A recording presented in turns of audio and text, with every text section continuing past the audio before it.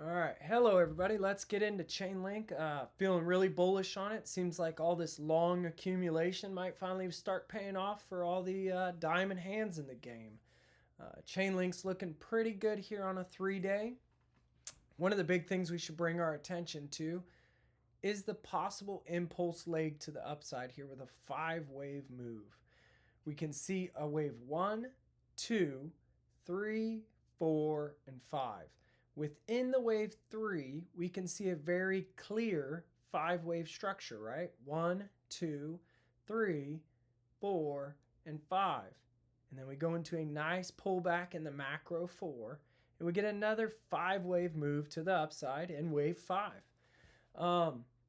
Another thing that we should be taking note of when we see this is that we're noting there's a local bearish regular bear divergence on the RSI, meaning the actual price action closures are higher, but the RSI closures are lower. And you can see that it's rejecting here around the 70 zone, which gives us more vibes. Something bearish could be coming for it, right?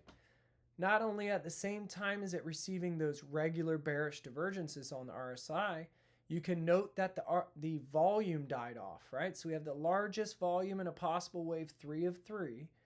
And then from there, volume just dies off along with the RSI. This is a momentum divergence. This gives keys that a bigger pullback is coming. And then we get that, a very complicated long pullback, right?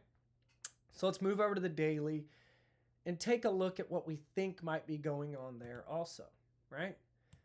Is another 5-wave move to the upside and another really complicated correction, right? So if this is 1, 2, 1, 2 stacking to the upside, meaning that this is 5 waves in 1, a pullback in 2, 5 waves in 1, and a pullback in 2. If that 1, 2, 1, 2 stacking comes into play, we're looking for wave 3s to the upside, right? So we're looking for very strong waves with displacement, very bullish things coming for Chainlink. And I think if it did this, it would catch a lot of people off guard, right? So let's go back to the daily and look at this again.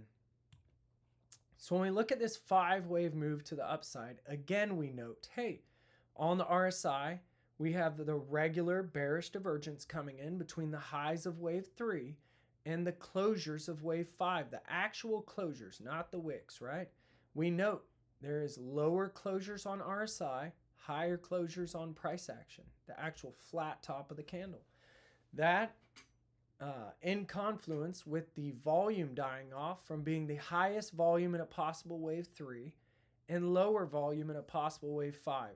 That gives us a momentum divergence, right? So from there we know, hey, something's going to come. We need a pullback. We're going to get a reset. Well, we're getting that and another complicated correction for the possible wave 2, right? So let's talk about the targets. If Chainlink, let's close this out so we have a little more screen to look at. If Chainlink goes ahead and starts pushing upward in those wave 3s, right? Well, this inner leg would start to get its targets, right? So this would be 5 waves in wave 1, a pullback in wave 2, with this being the possible low in a WXY here at the 786. That'll be hard invalidation, right? We want that to hold around 1683. From there, we could start talking about minimum target of a wave 3, a wave 4 pullback, and a wave 5. I think this is how you end up with Chainlink getting a wave 3 to $50, and then a shallow bullish correction happening, and then another push to that $62 to $70 range for a wave 5, right? But this would only comprise the inner leg of the wave 3, which is most often extended in the bullish scenarios. So Chainlink could easily shatter these extension resistances like nothing. And it could be that bullish because of the 1, 2, 1, 2 stacking. So keep your eyes on Chainlink, and we'll keep things updated as we go. Thank you for your time. Stay motivated.